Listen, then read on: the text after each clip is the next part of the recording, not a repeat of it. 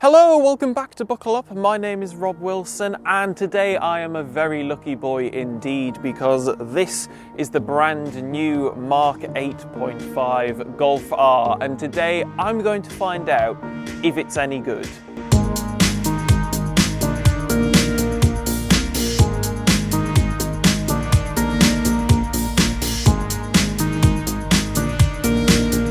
Right, let's start at the front as we usually do, where we can see that this is very familiar for people who know what the Golf looks like, and that's because it is very similar. However, there are a few details that you can pick up on to know this is the R model. We've obviously got the blue accent as well as the bright blue paintwork. We've also now got, for the first time, an illuminated VW badge at the front, so at night you'll be able to see that as they come down the road towards you. You've got much bigger air intakes and a splitter and all of that sporty stuff going on down at the bottom, and of course the subtle R badge. So with that in mind, let's go and have a look at the side and see what's going on there. Firstly, I'd like to talk about these 19-inch wheels because you can now get forged wheels if you want as an option. That is quite seriously sporty. We've got R badges in the centre caps as well, bright blue brake calipers. Blue is the theme of the R cars. We've got the satin silver door mirrors as well, which is an R hallmark, another R badge, a tasteful subtle skirt along the bottom, and then at the back we've got some new IQ rear tail lights. We've got a quite large spoiler, although again still fairly understated, especially considering things like the Honda Civic Type R exist. R badge, quad exhaust. You can, if you spec the performance pack, get the Akrapovic exhaust as well if you want to go pop and bang and scare everyone. But I shall open up the boot, and then inside we've got 341 litres of boot space, which is about 30 litres down on the normal car, but of course you have to remember this is 4Motion all-wheel drive, so that eats into a little bit of room. We do have a boot floor which I can drop down as well to give myself a little bit extra height, and there are some tie-down hooks on the side, a 12-volt socket and various different bits as well to help make this as practical as possible, because remember, hot hatches not only have to be fast, but they have to be practical as well. And with that in mind, I'm going to hop into the back seats and see what the room is like. Okay, so in the back seats, and it's pretty standard Golf, surprise, surprise, because it doesn't really change even in this R specification. So on the backs of the seats, I have two little pockets for my phone. I've got a proper pocket further down. As you can see, for knee room, it is touching. This seat is in my driving position. For reference, I'm 6'2" or 188 centimeters tall. And if I sit all the way up straight, my head is just going to touch if I sit like that. But because there is a little bit of room here, I can widen my legs and slouch a little bit. The only problem being there is a hump in the floor here which does eat into footroom, so if I was the middle passenger, this seat is very narrow and there isn't going to be too much in the way of footroom. But if you don't have a middle passenger, you do have an armrest that drops down with two cup holders inside, and you can even get through loading. So if you are a skiist or if you've got a Christmas tree or something long that you want to put through the car, you can do that. You see, the Golf understands the hot hatchback mantra. It's power and practicality. In terms of other features back here, we've got door pockets that are big enough for a big bottle of water, and they are felt lined so things won't rattle. We've got climate controls here in the centre and the ability to change the temperature as well. And then below that we have two USB-C charging ports. You of course have Isofix on both the outer seats, but I'll head up front now and see what the main show is like. Okay, so up front it is very similar to in fact it's almost exactly the same as the Mark 8.5 normal flavour Golf that Harry and I tested earlier in the year, which is to be no surprise of course. This is the R version, so we've got these fantastic R bucket seats with the signature blue styling on them, blue tartan, bit of suede Alcantara on the bolsters as well to keep you locked in place, all very sporty. You've got an R steering wheel with an R badge on it, blue stitching, blue accents, all of the usual stuff. And then in front of me, I've got the now standard 10.2 inch driver's cluster, which is configurable for many different things.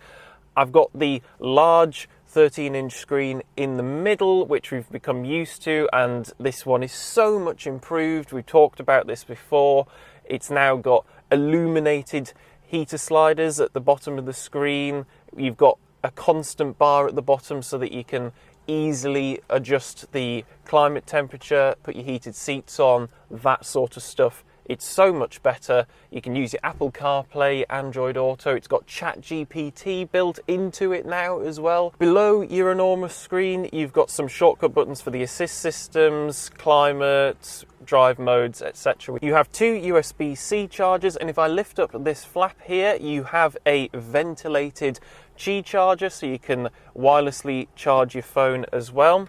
Then you've got your drive selector, which is this little nub in here for drive, reverse, sport, etc., electronic handbrake, auto hold, and your start stop button, which has a nice metallic finish on it. Practicality wise, you've got two cup holders here in the center, 12-volt socket. If I lift up the armrest, there's a little bit of a bin in there.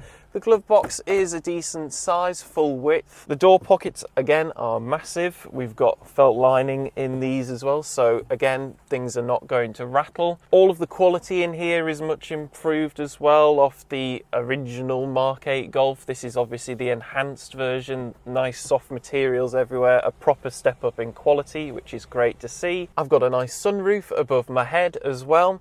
But I think what I'll do now is enough of this, enough of the boring details. Let's go and drive it, because that's what I really want to find out. Is it a proper R? Right, okay, so out on the road driving the new Golf R. And I guess I'll start off by talking about the figures that we've got on this new model. So we have 333 PS, which is quite a big chunk. We've got 420 Newton meters of torque as well, which again is not to be sniffed at. We've got a top speed of 155 or 168 if you go for the performance pack that is available that I spoke about. You can get the Krapovich exhaust on the back. It still uses the EA 888 2-litre turbo 4-cylinder that it's been around for years. I think they use them in the Roman Empire. But what that does mean is that they've had time to improve it, make it more reliable, etc., and more tolerant to the increases in power. So 0 to 60 is 4.6 seconds, which is very quick, and that's because we've got a 4-motion all-wheel drive system, and you can play around to a certain extent with where the power is going as well. There is actually a drift mode that you can configure in the car systems, but that's only for track use, waggling my finger. Obviously, I'm sure that all Golf owners will only use that on a track. In terms of economy, the new Golf R is rated at 34-ish miles to the gallon on the WLTP cycle, but I'm not doing that because I've been driving in a spirited manner. And speaking of, I'm going to push this button on my steering wheel called R, Sport, Race. Oh, it's got a lot louder in here. I'm going to use the paddles to drop down a cog, and then I'm going to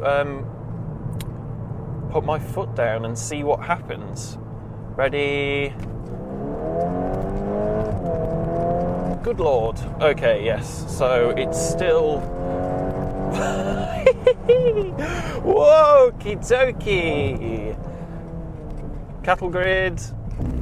Oh. So it's quite bouncy in sport. You can option this with adaptive dampers, and perhaps I would, to be honest, because if this is the ultimate daily, you want it to be both comfortable and to be a supercar defeater in the same breath. When you're in race mode as well, you get that lovely just DSG fart that has become so synonymous with VW. The steering, while not full of feel, is definitely direct, and I know what the car is doing, even if it's a bit numb in its feedback. Brakes are beautifully judged, bitey but without being jerky. The DSG gearbox is seamless when you're driving around town and lightning quick when you want to use the paddles. And you've got that security, the safety, I guess, of the all-wheel drive system, although I'm not really thinking of it from a safety perspective at the minute. I'm thinking of it in a, oh my god, this car grips like hell sort of way. And wow, yeah, it's still a Golf R. It's just, every box is just ticked. You can reasonably argue that this is all the car you ever need. As a car enthusiast who also happens to have a family, have kids, needs to carry stuff occasionally, can use it in the summer, in the winter, if it's raining, if it's snowing, you know. Sorry for waxing lyrical, but I really, really like hot hatchbacks, and this is a damn good one.